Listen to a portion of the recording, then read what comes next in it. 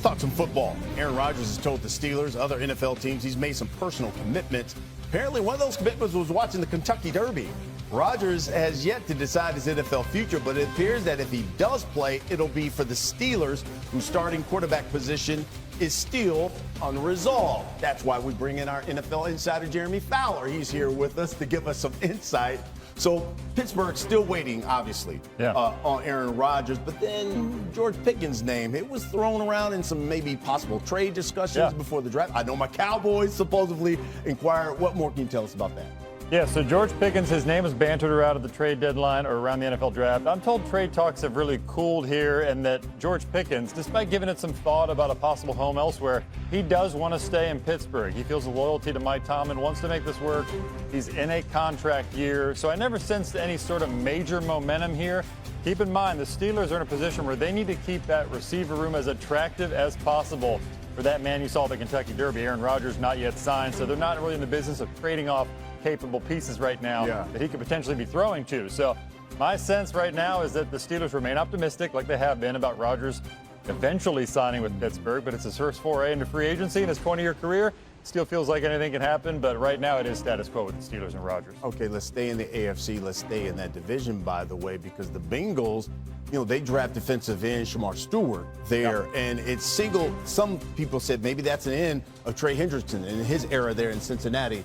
What can you tell us about that? Yeah, they still want Trey, but this is at a contract stalemate a little bit. Both sides are just sort of waiting this out post-draft. They got a few months to try to shake out a long-term extension that Hendrickson certainly deserves after being a huge sack producer the last few years. So the Bengals want to get this done. Certainly they've made a commitment to trying to do it, but they have not made enough progress right now where a deal is imminent. But there's really not a lot of trade buzz here either. It sounds like he's going to be able to stay there, but they do have to get this done if they want him in the building playing games for them. And you got Jalen Ramsey. So Miami has been calling around on Ramsey, trying to work a potential trade. They were doing so in the days leading up to the NFL draft. So something could shake out here this offseason. I'm told Ramsey does want to play for a contender, so he wouldn't just go to any team considering his age, his pedigree as a Super Bowl winner. The sticking point here is that $24 million in guarantees. My sense after asking around is Miami has not been overly eager to cover some of that bill, which sort of makes a trade hard to pull off right now. LA Rams, it could be a reunion here. They've been in the mix here. They are a team to watch, certainly, for Ramsey. All right, that's our Jeremy Fowler. But there's also more work for other teams to do. Are we pointing at the Fowler? This is time for the for the Fowler Files.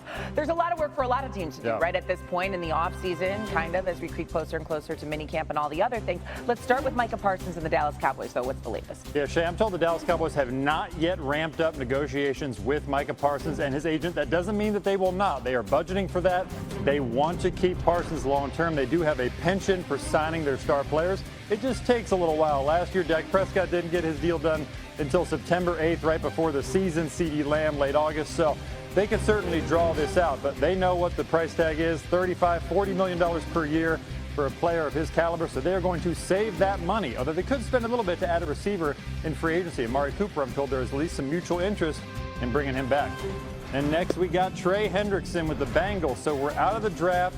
There really isn't a lot of buzz right now about Hendrickson being traded. It seems like it's contract extension or bust for the Bengals.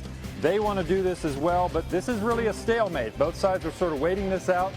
We'll see what gives. And they have to do something because Hendrickson will assuredly miss offseason workouts without a deal.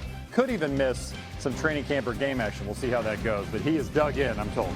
And you got George Pickens. So coming out of the draft, there was a little bit of smoke, a little bit of trade chatter about them potentially moving Pickens. But right now I'm told that they're going to go forward with the offseason program, and Pickens wants to be with the Steelers. He's in a contract year. He's most likely not getting a new deal with that team. That money went to DK Metcalf.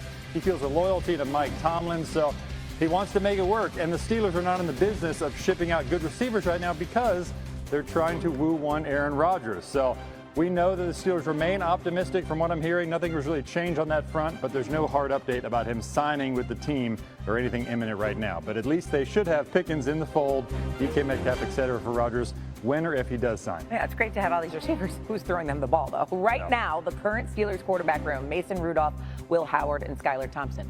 We'll see about Aaron Rodgers, right? We'll reopen the Fowler file. 2025. We got that Jets logo there. He's currently on the market. Who wants him? Well, the Steelers seem to be the team.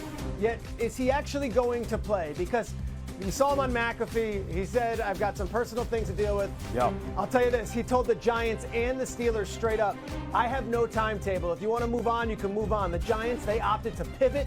They went with Russell Wilson and of course, Jameis Winston, and now a rookie. Steelers, Will Howard's the only new quarterback they added. He's a 6th-round pick. 2, we got the schedule release, May 14th. It's a couple Wednesdays from now. And I want to see who the Eagles open up with.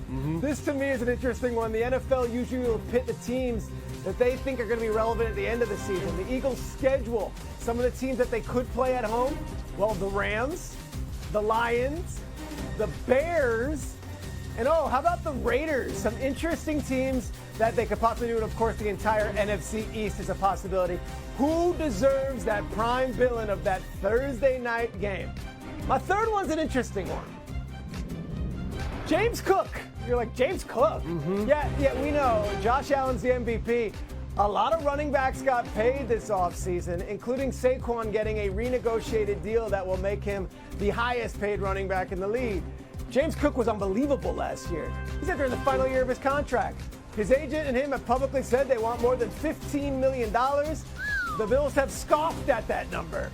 James Cook is an amazing player. Awesome, and was huge in that AFC Championship game. They need him. Let's take our thing. The last one is this. I go Shedeur, but it's really the Browns quarterback room. Like, I don't know if they can do Hard Knocks because of all the rules, but I would love to just have a camera on all of these names. Now, look, Deshaun Watson, he's going to be paid $46 million to not play. Must be nice. Then you got Kenny Pickett, Joe Flacco, Dylan Gabriel, who was drafted before Shedeur in the 3rd round, and then Shedeur Sanders. I'm curious, how does it work out in minicamp? How does it work out in training camp? And then when we get to week 1 with the Cleveland Browns, who is under center? And that's your 2 minutes. Peter Schrager, a professional, breaking things down this morning on SportsCenter. Schrager, fantastic to see you, man. Thanks. Is over with. Let's kind of just clear up some of the remaining storylines that are floating around the NFL as we kind of move on to this off period here. We have Kirk Cousins and his future, which looks like, there are still quite a bit of question marks there. George Kittle signed a massive new extension today with the San Francisco 49ers. And then anything else you have, just kind of as we put a bow on draft week and move forward here.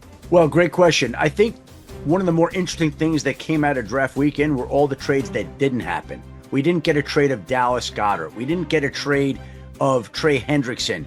We didn't get a trade of Jair Alexander. We didn't get a lot of players traded. The only veteran traded during the draft was Sam Howell, who almost knocked Aaron Rodgers out of any potential remaining consideration with the Minnesota Vikings, because Sam Howell winds up in Minnesota.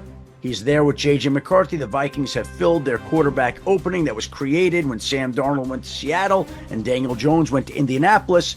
So Minnesota has filled that spot. As for George Kittle, he gets that deal done with the 49ers, 4 years, $76.4 million.